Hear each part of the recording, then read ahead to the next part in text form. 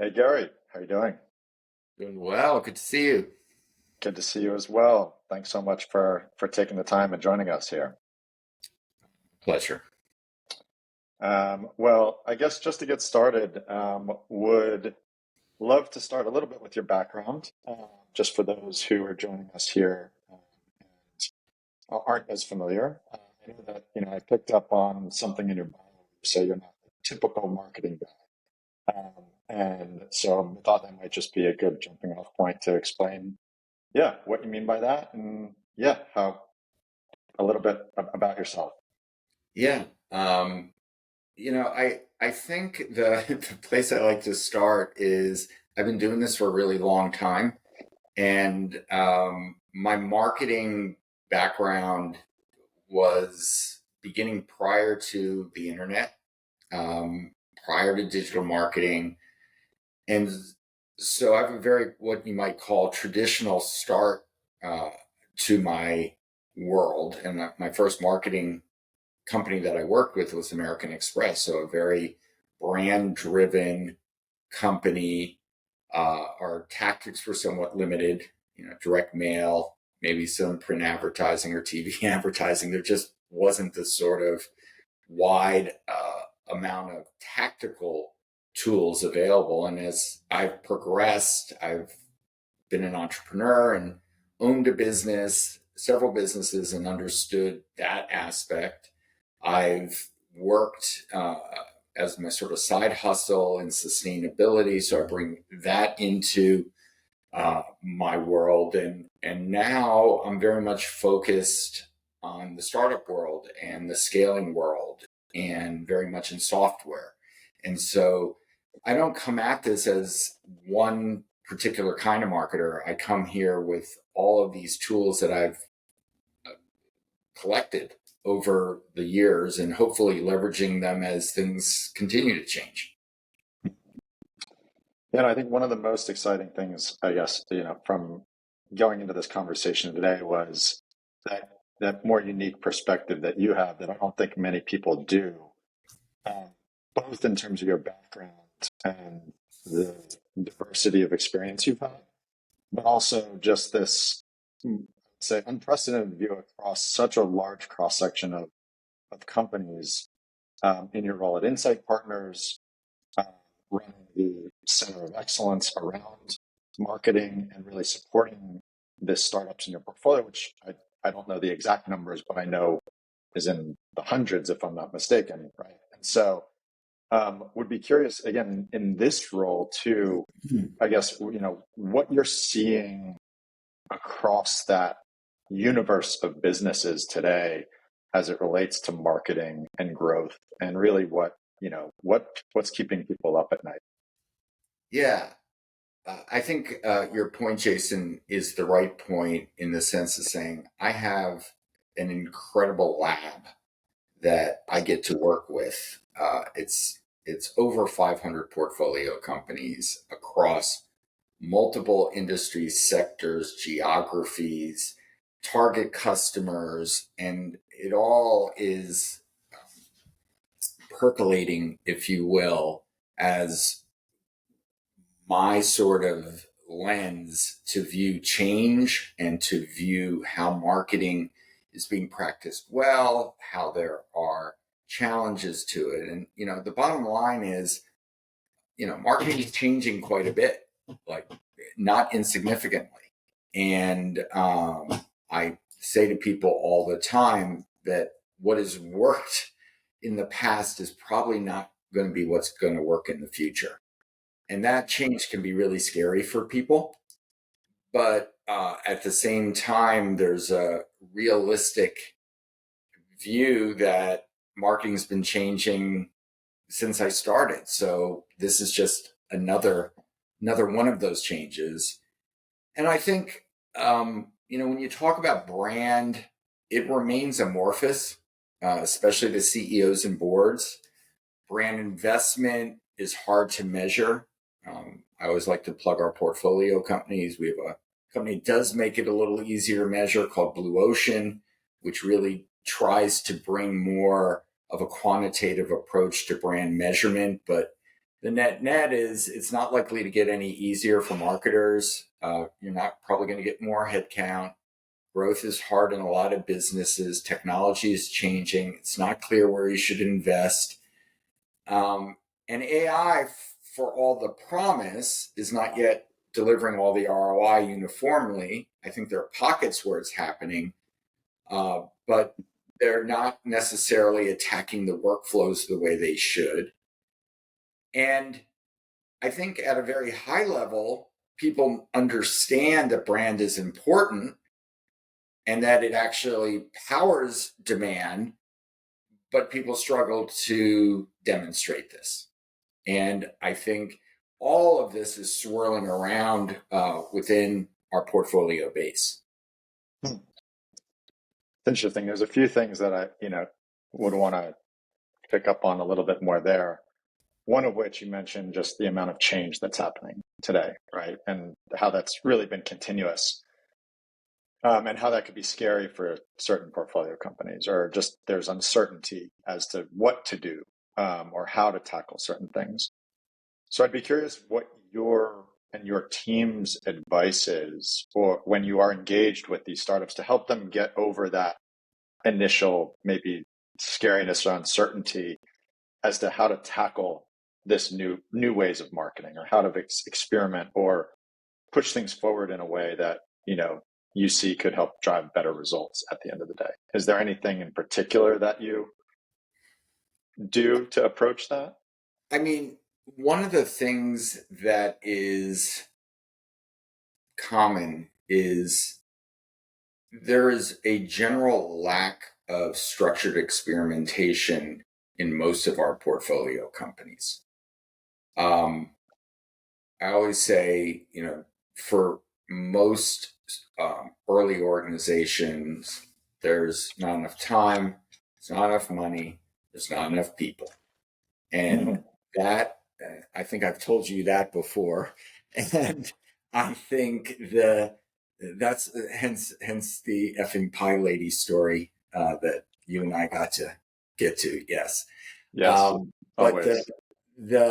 the reality is that because there's this lack of an experimentation mentality, people tend to stick to what is easy, what is known, and the tactical mix that is playing from their playbook. And part of our job is to push people out of their comfort zone. I love a culture where people can agree to disagree and say, I don't know, let's test and see what it looks like. Like, our opinions may be wrong, or we may not agree on our opinions, but that doesn't mean that you're wrong until you're proven wrong. And so let's create that culture where that kind of experimentation culture, which challenges the norm and is driven by quantitative testing, really delivers the result, not just that's my opinion and my opinion is what matters. Sure. And yeah, it's interesting. I think, that experimentation you mentioned, like the resistance to that in some instances, like a very emotional one for leaders, like whether that's marketing leaders or founders. Um, and I feel like, yeah, it becomes a cultural dynamic almost as much as like a marketing specific issue at hand, where that level of experimentation and growth and quantitative assessment and learning is baked into the way that they operate, I guess. So, um, yeah, I guess it's interesting to hear and imagine that that's also a somewhat a leadership um, issue as well when it comes to these organizations, and making sure that the right leaders are in place to provide that space and framework for that experimentation and type of work. Yeah, I mean, it goes without saying the role of the leader in helping organizations drive meaningful evolution can't be understated. And I think for many folks, when they're in a leadership position, and whether that be the CEO or head of marketing or head of sales, you're under an incredible amount of pressure. Pressure to deliver growth, pressure to deliver product market fit, pressure to deliver a variety of different things. And because of that, it's hard to step back and really challenge the organization or challenge accepted thinking.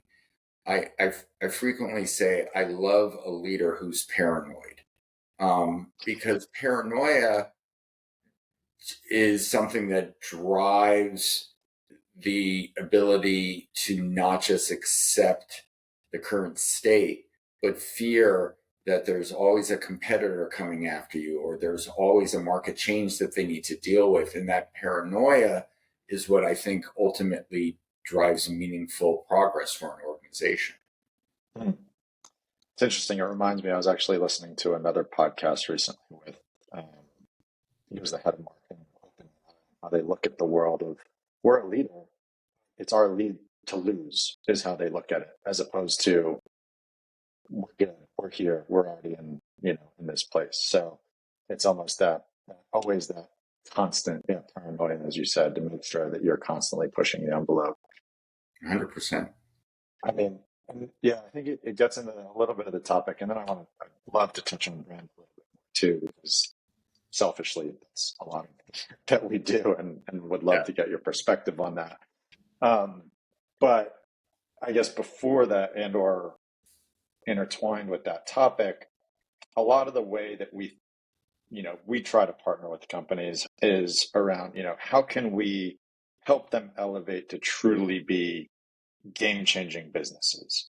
Really that top tier, iconic, the brands that and the businesses that people look up to. And how can we partner with their founders, their leaders, their marketing organizations to get them into that mentality, that space, and ultimately to that desired outcome. Uh, I know that we're aligned in a lot of those initiatives and how you partner with the portfolio.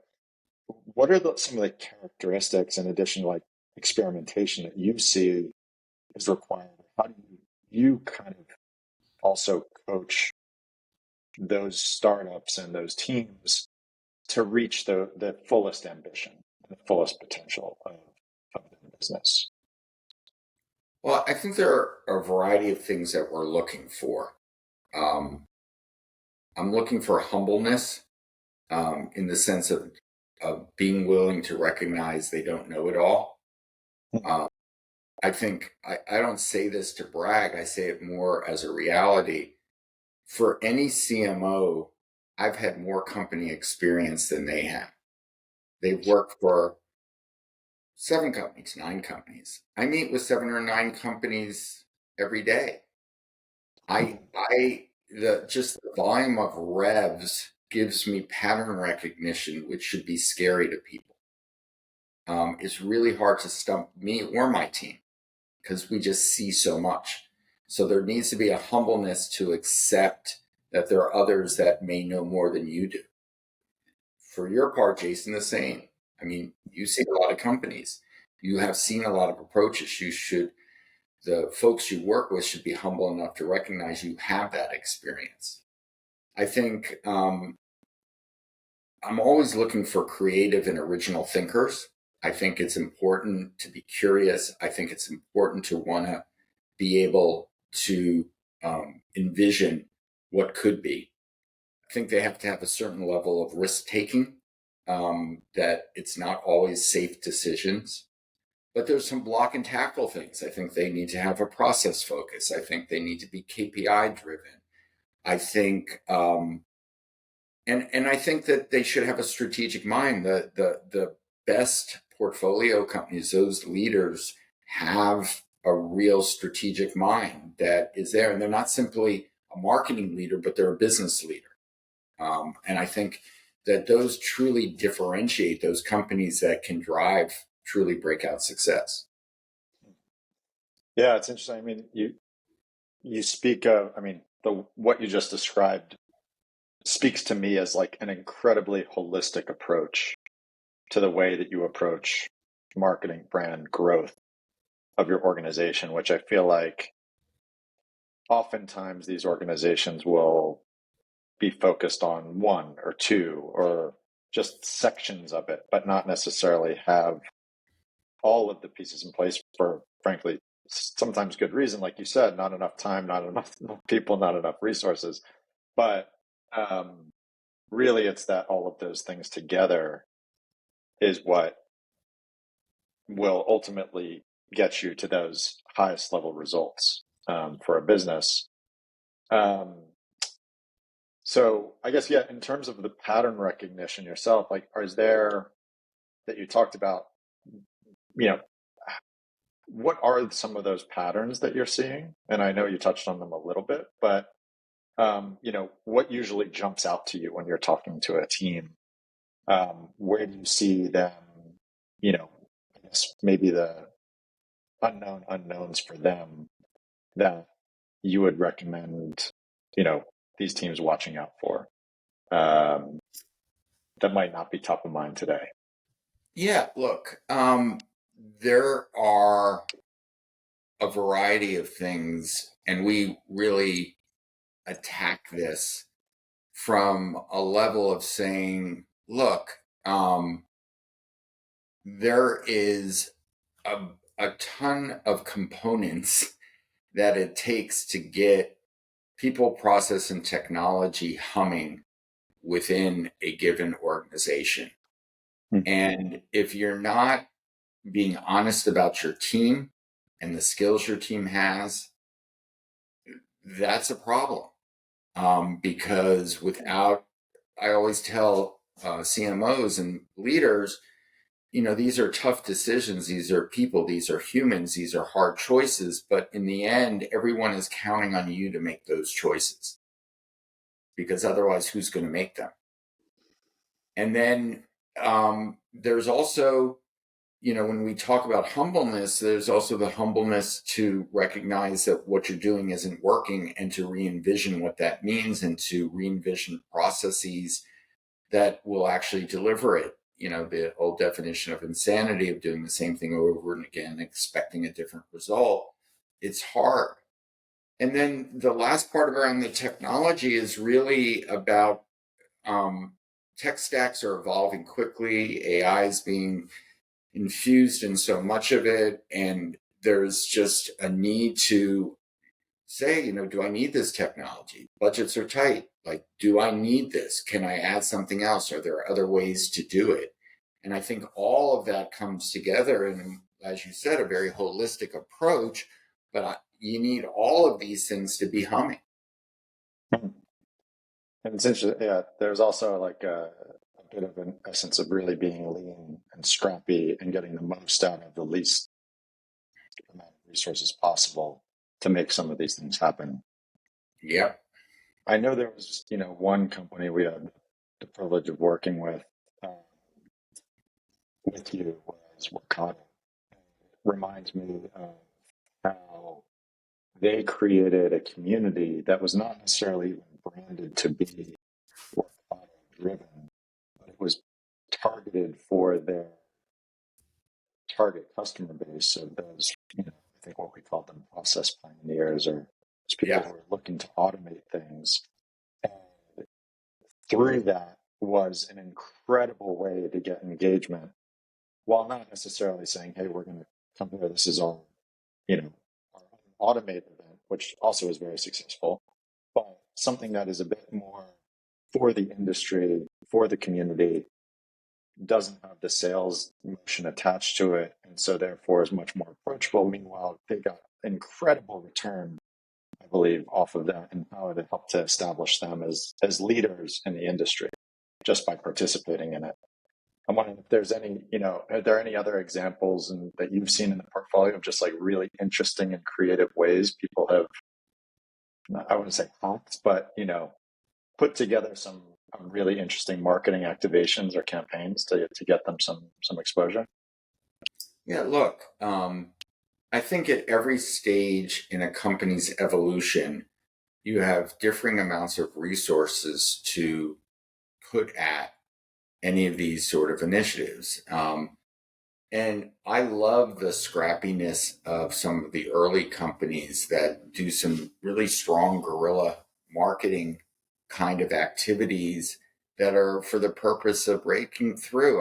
There's a portfolio company, Win.ai, which I regularly appear in their LinkedIn ads on whatever they want me to do. I do whatever they want me to do. Last week, it was opening a box of something and like understanding, how that's the one experience that's there. Or I was smashing a Mm-hmm. keyboard once to show that you don't have to enter into CRM anymore. Like there are these kinds of things which don't cost a lot of money, but are super creative. I was just watching one of our portfolio companies, Atlin, got a strong Forrester Wave ranking, and they did this incredibly creative video on on the Olympics and the a surfer on the wave, and it was brilliant, like funny, creative, engaging, not that much money to put together.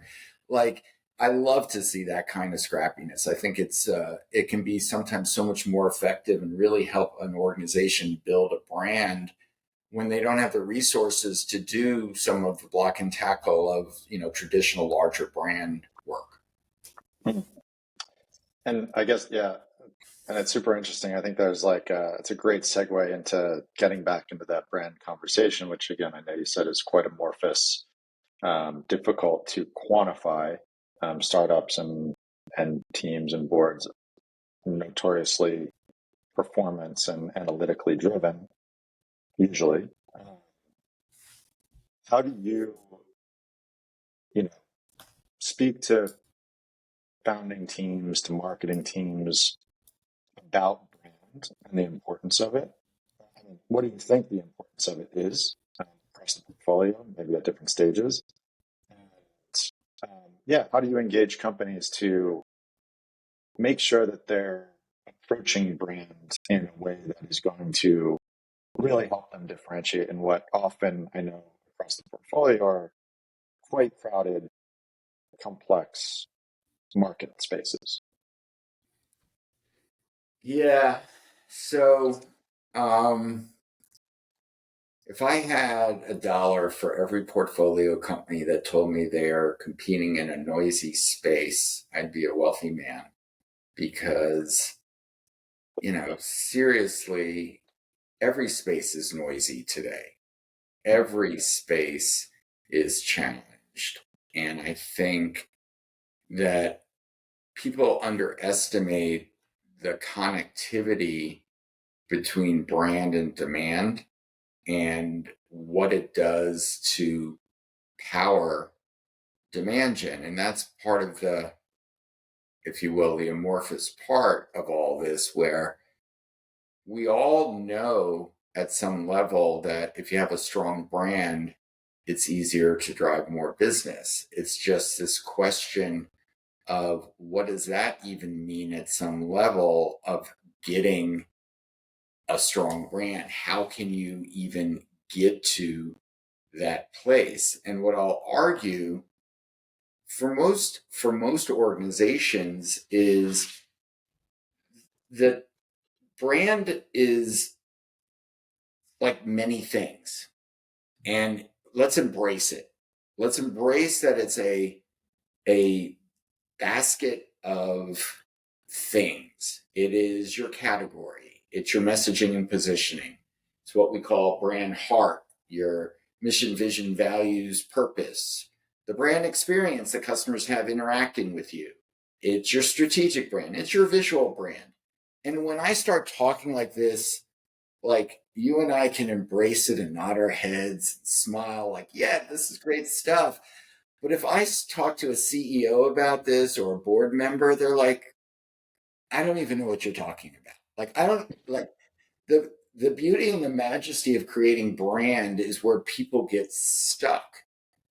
And I wish we instead would start talking much more about it as from a strategic standpoint that says, look, I've got a TAM as a company, And you know what? My job as a marketer is to unlock that TAM. And there are many pieces I could unlock. I could unlock a vertical, I could unlock a geo, I could unlock a target customer persona. I could unlock any of those. I don't have unlimited funds.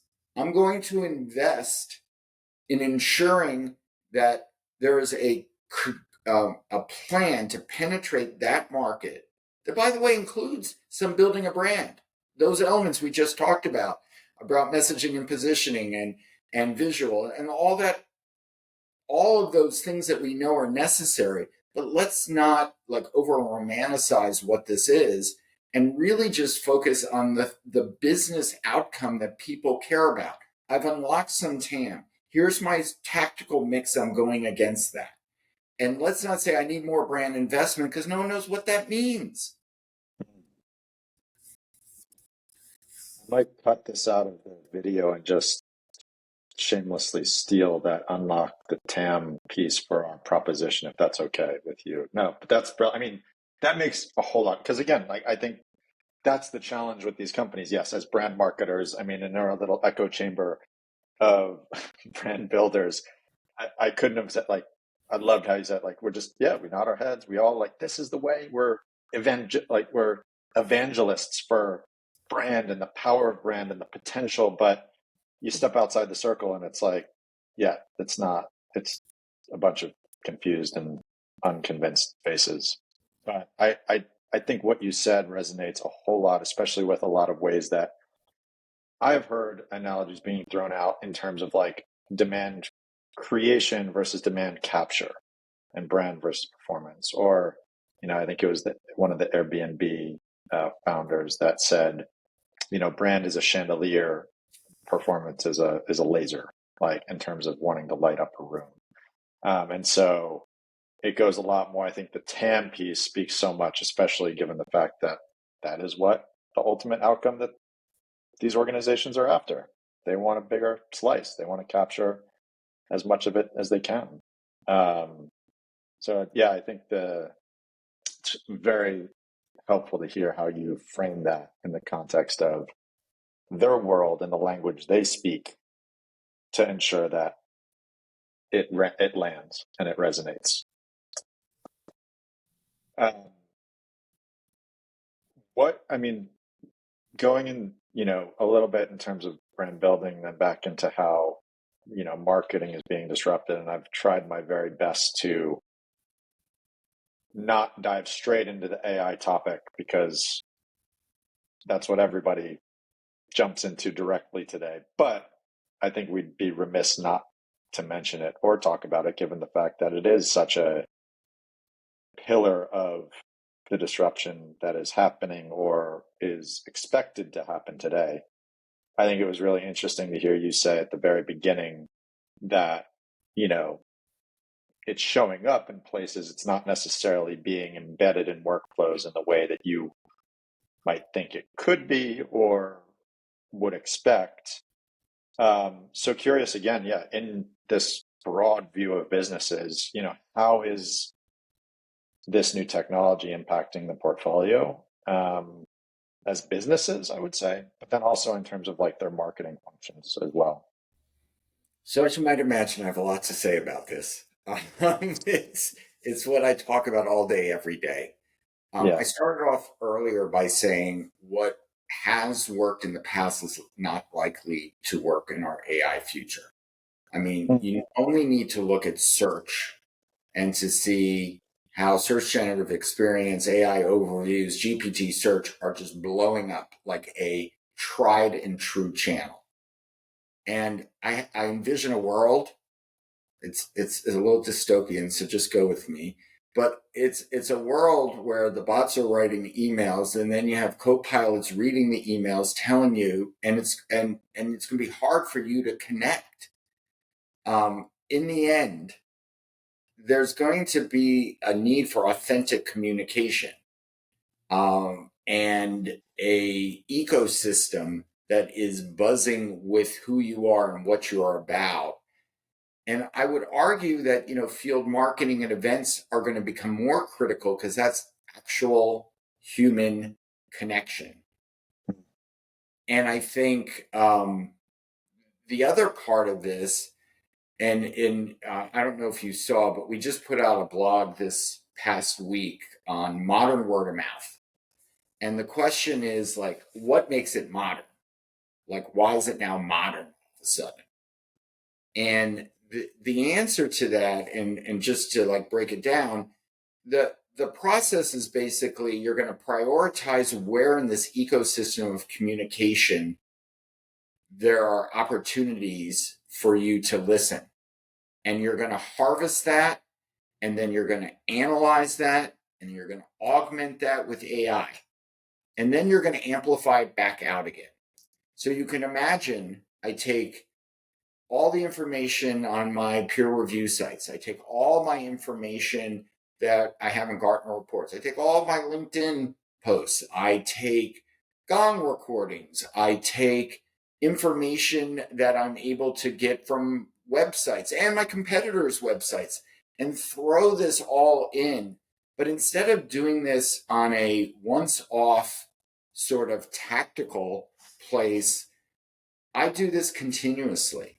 And I'm continuously able to deliver personalization of my message that isn't creepy, but is relevant to the person. It is taking all of this and understanding that the concept is evolving pretty quickly. And I would add a few other points here to say, look, 2023 to me was the year of random acts of AI. It's like, look, AI could do this. Look, AI can do that. 2024, as I was saying, is really about attacking workflows to attack what we call the AI scalability gap. This is that gap between getting you to say, look, I reduced the amount of blog, how long it took me to write a blog versus I've re-engineered how content is created and promoted in our organization. I've identified a workflow, a friction point. It could be in CS, it could be in SDRs. There are so many of them. You're looking to remove repetitive tasks. You're looking to provide better information through tools like modern word of mouth. And in the end, we view this as the core challenge to marketers today is, and we've, again, no one likes a good framework like we do. So we've created our Scale Gen AI Acceleration Framework. And that SCALE stands for structuring your data, doing change management, automating processes, leveraging technology, and evaluating talent. And all of these things are against having goals up front and having a way to measure it on the back end. But if you can attack all of these things, we can move from random acts of AI. We can start really delivering on what is necessary to cross that scalability gap. And we begin to start moving our organizations forward. So I'm sure I've given you more than you wanted to know on that answer, but it is something we think about deeply. Yeah, no, definitely. I mean, there's never enough, I think, more in terms of this particular topic, and particularly given the hands-on experience that you've had across so many different companies, in like you said before, and seeing what works and what doesn't. I think that experience is invaluable for people who are sitting there and thinking, yeah, I've used ChatGPT a couple times, or I'm experimenting with things here or there, but there's a lot of just, chatter, I would say, that is also exists in the space of like, what are those truly breakout AI use cases? What is the product market fit for AI? How does this really adopt it into like enterprise grade production workflows in a way that's meaningful, and how do we overcome some of the challenges, say, and still that exist in hallucinations and accuracy um, in the process? And so it's interesting to hear you speak about, again, the framework first and foremost, like what do I do if I'm that person who's just dipped my toes in the water but haven't really adopted it fully or thought really significantly about how this could impact the workflow. And then also the potential that you're saying, like, yeah, this is relevant today. Like like there are tangible results being delivered across these workflows, despite some of the, I guess, skepticism is the wrong word, but uncertainties as to, the can I put this live? Can I put this in front of a customer? And how do I deal with some of the, still development that's going to continuously happen to make these tools better, basically. There was an article that was written, and I apologize, it was in HBR. I just don't remember the author's name. And he was talking about the AI trust gap. And he felt that this was the core to adopting AI in organizations. And he had like, I don't know, 12 different things. I won't remember them all, but they were everything from the black box nature of generative tools, the hallucinations that come out, the fact that people don't have the right skills, that there's built-in biases into the systems, that people are challenged with figuring out, are they going to lose their job if they do this too well? Like, the list goes on, and all of this adds up to a lack of trust within these organizations and the people in these organizations. And I often talk about AI adoption at three levels. And, level one is the leader, it's the CEO, it's how they put a stake in the ground and say, this is going to be a thing. One of my favorites, one of our portfolio companies, Copado, the CEO is Ted Elliott, and Ted is just like relentless about using the tools and pushing his team to use the tools and figuring out how to use it in legal and talent and in marketing and in product. And it is, the leader has a role, as with any great change. But then there is the functional leader, the head of marketing, the head of product, the head of CS. And they have to take what the leader sets out as sort of the goals and translate it to their functional area. And then once that is done, it becomes the individual contributors to figure out how they are going to add to this. What is the workflows that they are going to focus on? And it's interesting. I mean, the issues here for most of the organizations, McKinsey had done some analysis, which basically showed there are three key buckets. Bucket number one is marketing. Bucket number two is customer support / success. Bucket number three is R&D / product development. Those are where you're going to unlock the value. There are known use cases. There are organizations already doing this. There are tools to support it. And so I think that it's a bit of a cop-out to say, I'm going to wait to see how this works out, or, I'm not really sure this is all a bunch, in the hype cycle. Like, yeah, I don't think we're at the top of the hype cycle. I think we're actually in the trial of disillusionment. I think we're already having instances of people saying, this Microsoft Copilot, not that good. And this is going to take some time to really work out in our systems. And I will say, incumbents, the software companies that are already in the tech stack have a built-in advantage. They're already there. Show me how to leverage this. Show me how to take advantage of it.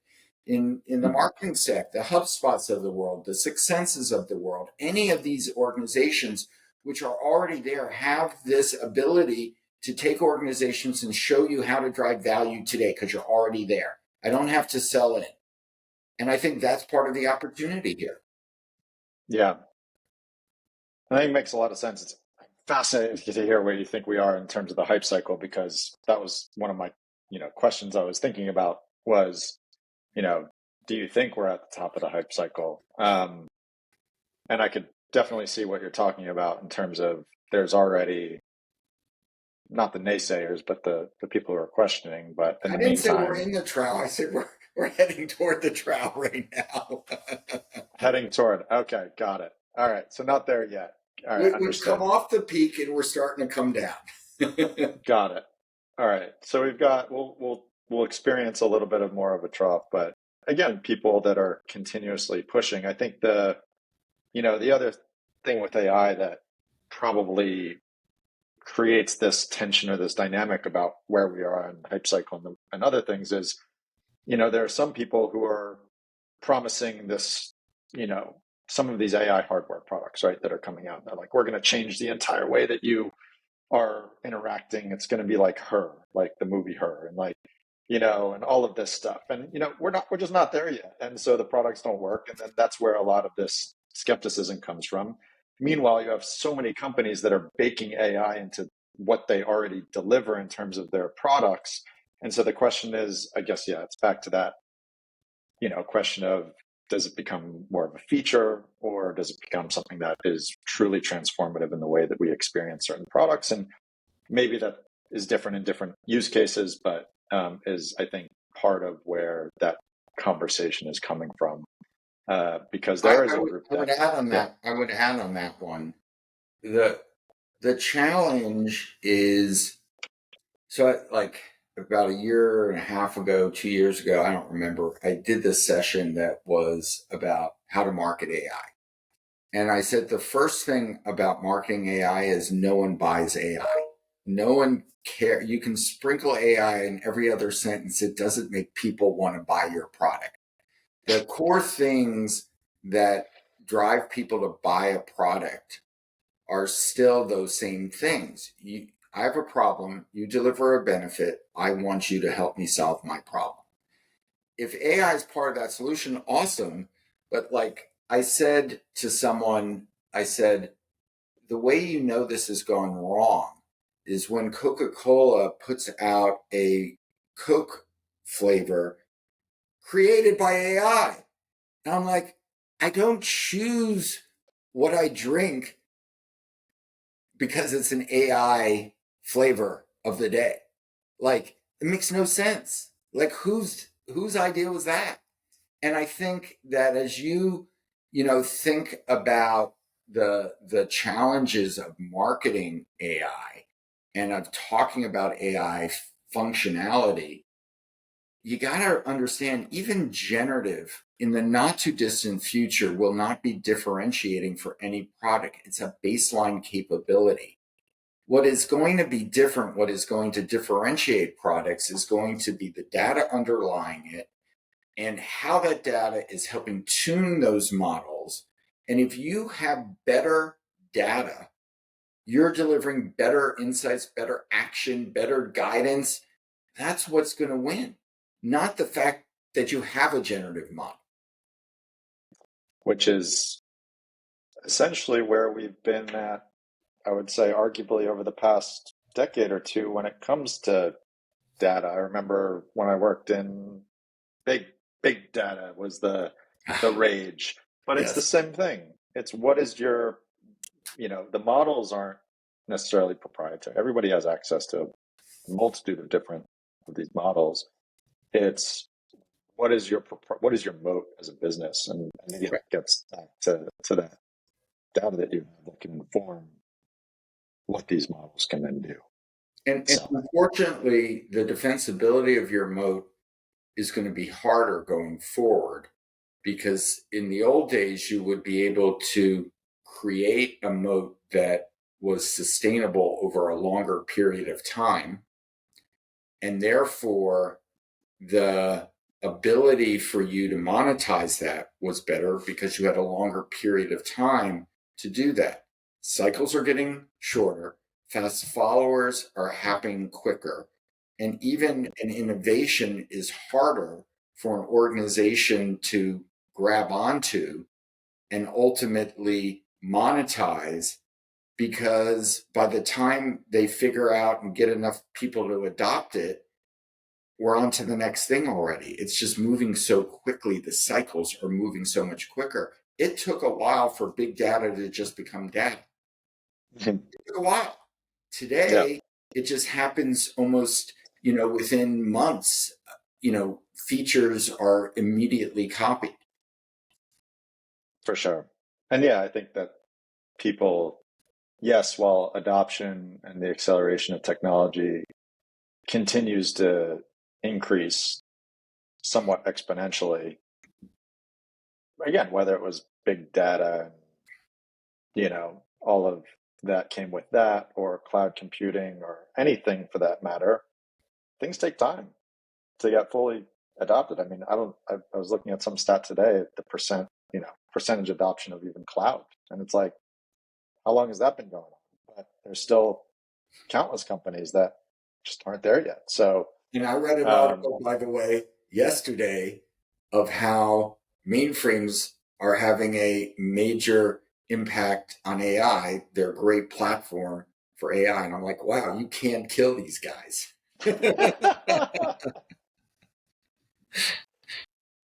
something, there's always something. Well, I know we only have a couple minutes left. Would love, I mean, I guess I think we covered a lot. I don't know if there's anything else in particular on this topic or otherwise that's on your mind. Otherwise, just have one kind of quick, somewhat fun wrap up question. I'm ready for you. I get, yeah, just, and I'm bummed we didn't get to talk about the sustainability piece. I think that might be another episode or at least just a call. I would love just to talk to you about that a bit Oh, more. good. But yeah, just to wrap up, I mean, curious, say the AI goes the path that everybody, the accelerationists think it goes, that you said somewhat dystopian or not future that comes out. Uh, what do you do in life and work? What's your plan for the post AI future? So I always like to start by saying I'm an old dude. I'll be retired. I'm on the back nine. I maybe be on the back three. I don't know. And hopefully taking advantage of all the goodness that comes with that. But I do worry, sincerely worry for my children and my grandchildren, because the paths aren't as clear about where and how you create a role for yourself in this new world. But I'm willing to put out a proposition which says the human in the loop remains.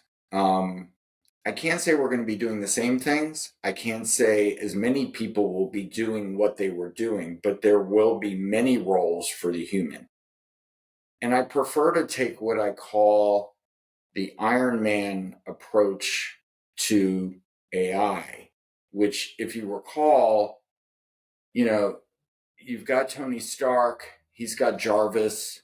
He asks Jarvis questions, Jarvis moves things, put things, but Tony is making choices. And I believe we get to that place. I think we become much more supercharged.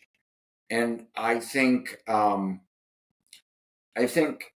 of the in general, forget about AI. I think one of the traits that we're in short supply of many times is curiosity and the desire to investigate what isn't known. And I'm going to take a super positive point of view that says this technology makes us better as humans, that this technology enables us to do things we only imagined. And I don't have to go dystopian. I don't have to go, the machines are coming to kill us.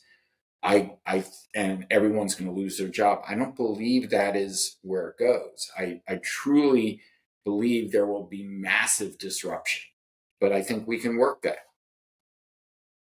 Absolutely. I think there's always two paths in where to go. And we can only think about what we choose to believe the future will hold. And I'm on your side as well. I think it's the better side to be on. So, uh, well, this was incredible and super informative. And thank you again so much for taking the time and sharing some of your experience.